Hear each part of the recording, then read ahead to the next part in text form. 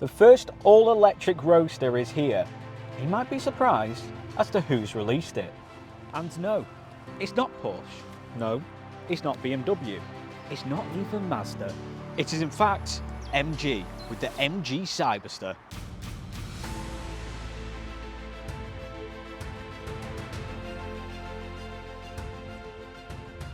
Now, if you know your motoring history, then you will know that the MG have a packed history of two-seater Roadsters. So bringing one back into their lineup, but with a modern revamp, kind of feels expected. Expected or not, there is no question that this is an impressive piece of kit. And it's not just groundbreaking because it's the first EV Roadster of its kind. Not groundbreaking necessarily its looks, its performance, but actually its price tag, because it looks and feels like a supercar, but doesn't come with that hefty price tag, because this car starts from less than £55,000. And if you want to find out more, then you can on the Glyn Hopkin MG website. Now, truth be told, I am a little bit like a kid in the sweet shop. I'm a little bit giddy. I've been handed the keys to this for the afternoon, because what a machine, what great work MG have done. I mean, just look at this. It has that true supercar feel, but not necessarily for a supercar price. And I think that's one of the key selling points, because the looks speak for themselves. You don't need to sell this. Look at the front end of this car. This huge bonnet, massive dominant LED headlights, this almost aggressive smiler front end to it. It's just, this will turn heads all right, let me tell you. And to me, the MG Cyberster isn't necessarily just a car. It's not just a high-performing Roadster. To me, it's almost an intent and a look into the future. Because you see the likes of Hyundai have released a high-performing EV in the Ioniq 5N, and now MG have joined that group, but made an all-electric Roadster, the first of its kind, and for relatively affordable. So for all that being said, MG, I salute you. And I salute MG for the fact that they've not made a vain car. And by that, I mean, looks good on the outside, but in the inside is pretty naff. Because the performance of this car, well, I'll let you see for yourself.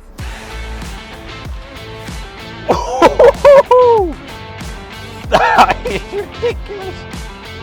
MG, what have you done? Oh my God! The face melter! The MG Cyberster can reach 0 to 60 in just 3.2 seconds, 496 horsepower, and it feels exquisite. The handling, the attention to detail when crafting this car.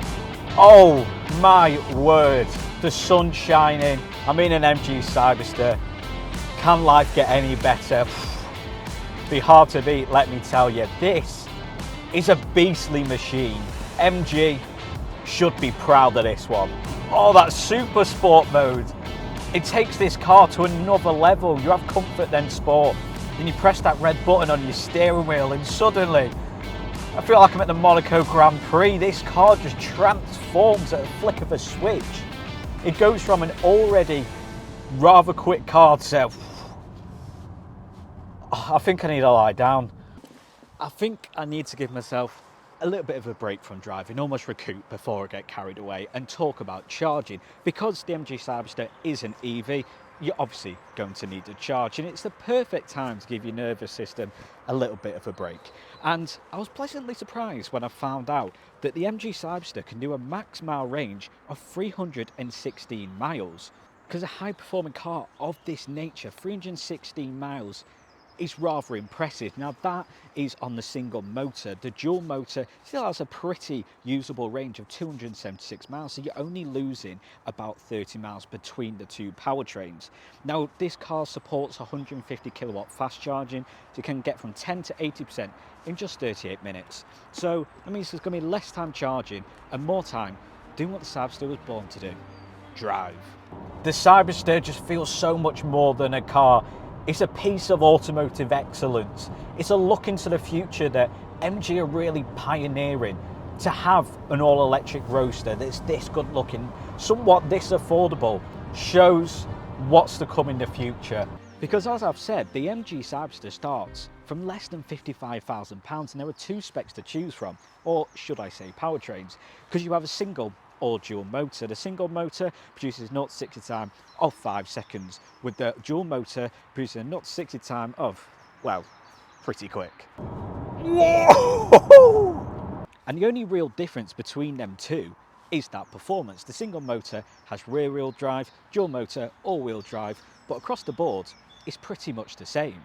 The only other difference between the two powertrains comes in the form of the alloy wheels. Single motor, 19-inch wheels, dual motor, 20-inch wheels. Everything else about the car, bar the performance, bar the alloy wheels, bar the rear wheel or all-wheel drive system, is exactly the same.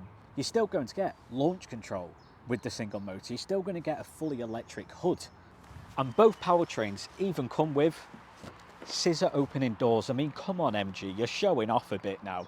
A car with this good looks, with this high-end performance, with the launch control, scissor opening doors and fully electric roof. I mean, this car is the equivalent of that lad in school you kind of were always jealous of, was good at football, had great hair, always had the best clothes, the parents had the biggest house, and you're just like, come on, can I find at least one flaw?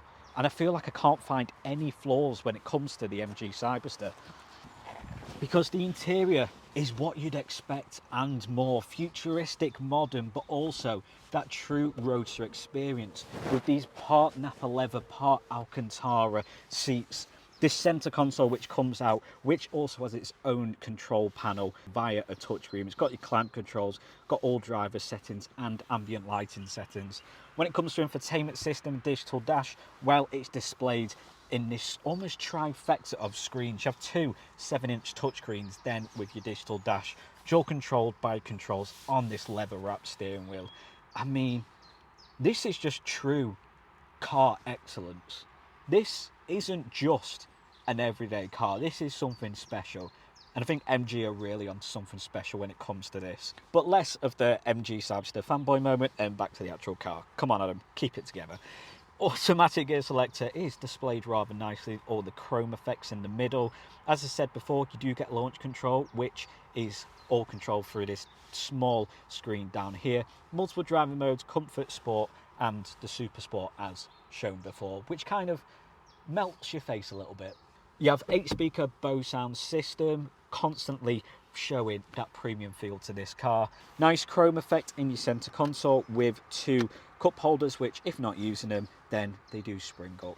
It's just, I'd love to buy one of these, I really would.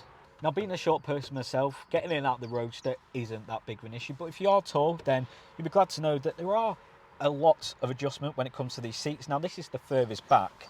I mean, I can't reach the pedals from back here, so if you're pushing on 6'4", then you probably won't be looking at a Roadster anyway, but I still think you'd fit comfortably. 2 safe seating positions with a lot of adjustment. And there's not really much else to be said. I said that I wanted to find a flaw. My only flaw is that these 2 screens are slightly, ever so slightly, blocked by the steering wheel, but it's not that big of an issue, and I don't think you'd really have much to complain about that, because you still get a decent amount of storage. Little pockets here, small little pockets in your doors, a big basket net back here. So storage wise is okay, Roadster wise, because the Cyberster comes with a relatively decent sized boot with 249 litres. Now, the only thing about this is it goes back rather than deep, and it kind of had this lip, so if you had any big cases, there'll be a bit of a struggle to get in and out, but there's a decent amount of space for, I don't know, a weekly food shop, luggage for a weekend away. It's a relatively good sized boot for a Roadster. As for design at the back, well, it just perfectly wraps it off. You have these rather unique indicator lights, this rear light which goes all the way across. It's sleek, it's stylish. I don't know what else I can say about the Cyberster I've not already said. I just love this car. I find it's not often I'm really taken aback by a car. It's not often that I get in one and I'm like, wow, that was something special.